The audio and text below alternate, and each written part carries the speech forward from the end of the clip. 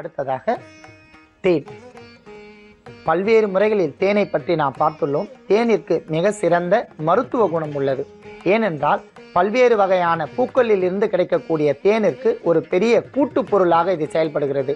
எந்த ஒரு மருத்துவத்திற்கும் தேனையே நாம் முதன்மை பொருளாக பயன்படுத்தலாம். சூரணம், லேகியம், பொடி அவைகளுக்கு தேநீர் கலந்து உட்கொண்டு வந்தால் அந்த மருந்தின் வீரியத்தன்மையை இரட்டிப்புக்காக்கி நமக்கு தேவையான ஒரு நல்ல ஒரு மருந்தாக பயன்படுகின்றது. தோலில் உள்ள நிறங்களை பாதுகாக்கின்றது. உடல் சுருக்கங்களை மறைக்கின்றது. ரிங்கிள்ஸ் என்று சொல்வார், ஸ்கின் ரிங்கிள்ஸ் ஆங்கிலத்தில். தோல் சுருக்கங்களை மறையச் செய்து குழந்தைகளுக்கு திக்குவாய் போன்ற பேச்சுத்தன்மையை நீக்கிவிடும். ஆண்கள், பெண்கள், வயோதிகர்கள் அனைவருமே தேனை சாப்பிடலாம். அந்த அளவிற்கு ஒரு மிக சிறந்த நல்ல பொருளாக இருப்பதால் தேனையும் நாம் எடுத்துக்கொள்ளலாம்.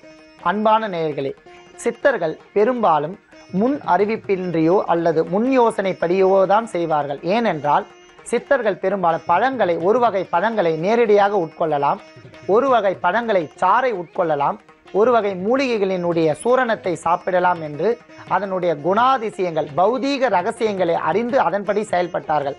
ஆகையால் தான் இப்போது நாம் கரும்பு சாறை எடுத்துள்ளோம். அடுத்ததாக எலுமிச்சை சாறை எடுக்கப் போகின்றோம். இஞ்சி சாறையும் எடுக்கப் போகின்றோம். இந்த 3 சாறுகளையும் கொண்டு கடைச்சரக்கு என்று சொல்லக்கூடிய மற்ற பொருளோடு சேர்ந்து நாம் ஒரு ரசம் தயாரிக்க போகிறோம், பழரசம். அந்த பழரசத்திலிருந்து சிறுநீரகத்தை எவ்வாறு பாதுகாக்கலாம், சிறுநீரக பகுதியில் உள்ள தொற்று நோயை எவ்வாறு நாம் விரட்டலாம், சிறுநீரக கற்களை எவ்வாறு நாம் கரைக்கலாம் என்பதை பார்க்க போகின்றோம். அதற்காக இப்போது அந்த கரும்பு சாறு மற்றும் எலுமிச்சை சாறு பல்வேறு மூலப்பொருட்களை கொண்டு நாம் ஒரு சாறுகளை எவ்வாறு தயாரித்து சிறுநீரகத்தை பாதுகாக்கலாம் என்ற செய்முறையை இப்போது பார்க்க போகின்றோம். அதற்காக முதலில் நாம் கரும்பு சாறை 100 மில்லி அளவிற்கு எடுத்துக்கொள்ளலாம். அத்துடன் சீரகம் என்று சொல்லக்கூடிய சீர் அகத்தின் தூளை முதலில் நாம் இதில் அரை டீஸ்பூன் அளவிற்கு சேர்க்க வேண்டும். ஏன் முதலில் நாம் சீரகத்தை சேர்க்க வேண்டும் என்றால், சீரகத்திற்கு உடலில் உள்ள இரத்தத்தில் உள்ள குற்றங்களை நீக்கக்கூடிய ஆற்றல் இருப்பதால் முதலில் கரும்பு சாற்றில் நாம் சீரகத்தையே சேர்க்க வேண்டும்.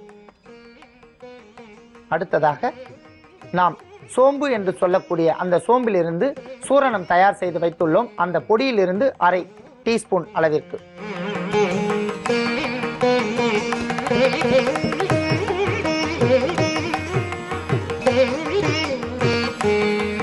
அடுத்ததாக நெஞ்சு பகுதியில் உள்ள கோழைகள் மற்றும் வயிற்று பகுதியில் உள்ள குற்றங்களை நீக்கக்கூடிய சுக்குத்தூள் அரை டீஸ்பூன்.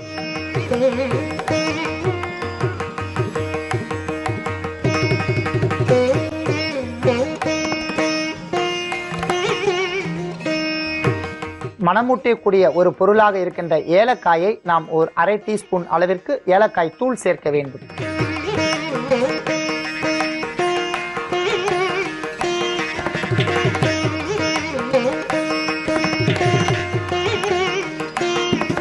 அடுத்ததாக கோடையில் ஏற்படக்கூடிய தோல் வறட்சி மற்றும் நாவறட்சியை தீர்க்கக்கூடிய எலுமிச்சை பழ சாறை நாம் 1 டீஸ்பூன் அளவிற்கு சேர்க்கலாம்.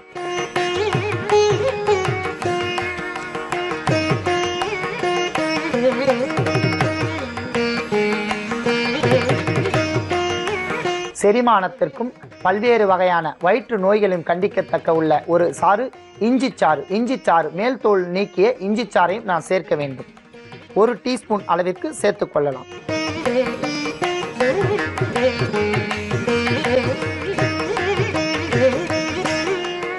இறுதியாக நாம் சுவை ஊட்டுவதற்கும் மற்றும் மனம் உடையதற்காகவும் இருக்கக்கூடிய அற்புதமான ஒரு பொருள் தேன்.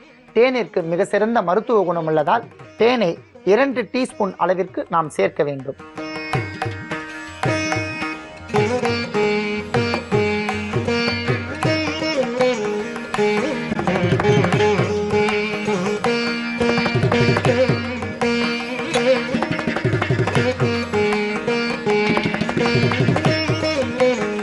இவை அனைத்தையும் நன்றாக இதில் கலக்கி கொள்ள வேண்டும். அன்பான நேயர்களே, அற்புதமான ஒரு பழச்சாறுகளின் கலவை இது.